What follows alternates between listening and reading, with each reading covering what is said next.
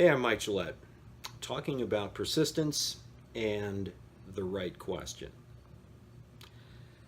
Yesterday, I was sitting for a podcast interview, and we were going through the questions I was anticipating. And eventually, the questions always seem to come up.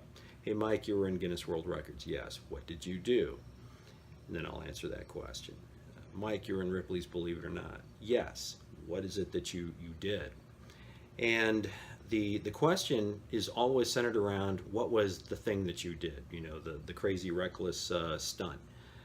And yeah, that's part of it, certainly, but I don't think that's the right question to ask. I don't think that's the really important question. The reason I say that is because there's a lot of crazy reckless, choose your adjective types of people out there, most of whom do not have their exploits documented by either Guinness or Ripley's.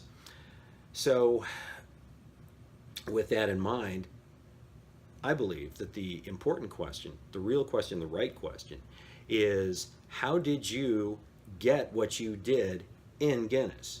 How did you get what you did into Ripley's? No one has ever asked me that.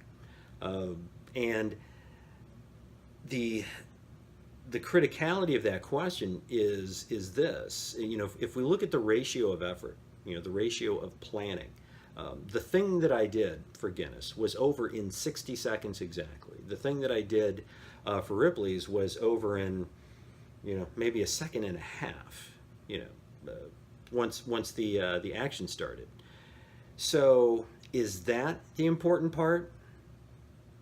I don't think so. I think the important part is how did Mike Gillette, who nobody's ever heard of, connect with these, major, publishing production entities, and end up, in their archives, if you will.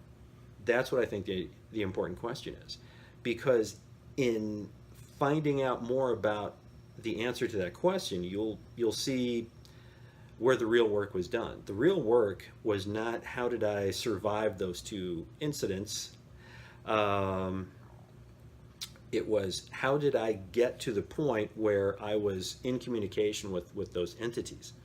So in the case of Guinness, because that's where I started, the idea was probably planted, many years ago when I was a boy, reading the Guinness Book of World Records or the Ripley's, believe it or not, paperback series in the school library. I read those voraciously. I was fascinated with those things for years. And, so there was always an inherent intrigue with that world. Who are these people that would, somehow end up, immortalized forever, if you will, in those publications. That was really cool to me. But it also was very abstract to me until I got involved with feats of strength 10 years ago. And in so doing, I met a guy who had done something that was published in Ripley's. Now, you don't know people who are in Ripley's. Those are other people. Those are outliers. They're around, but you just don't run into them. It's like I don't know any astronauts. I know there are astronauts out there. I don't know any, and I think astronauts are amazing. So then I have a friend who is a Guinness World Record holder. Okay, now I've got these sort of parallel seeds planted in my mind. Well, if they could do it, there's a way. That sort of made it seem attainable to me, and it really lit a fire. So the story is really about what I did in the next few years to get connected to those respective entities, Guinness and Ripley's.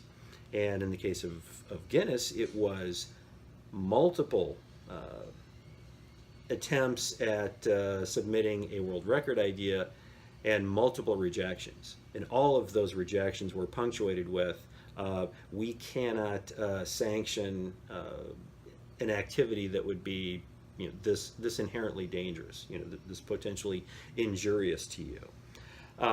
Which I figured, okay, if I'm coming up with stuff that's too dangerous for Guinness, I'm probably on the right track. Likewise, Ripley's. That was a long, slow march, just trying to penetrate the bureaucracy of that particular company. And it was that work, that persistence, the ongoing rejections, and the the seeming inability to to take no for an answer that ultimately got me to the point where I have these milestones, which in the grand scheme are not that significant. But I will tell you that 8-year-old Mike Gillette to this day is still very impressed with both of them, and that's ultimately what matters. These things that I do speak to me.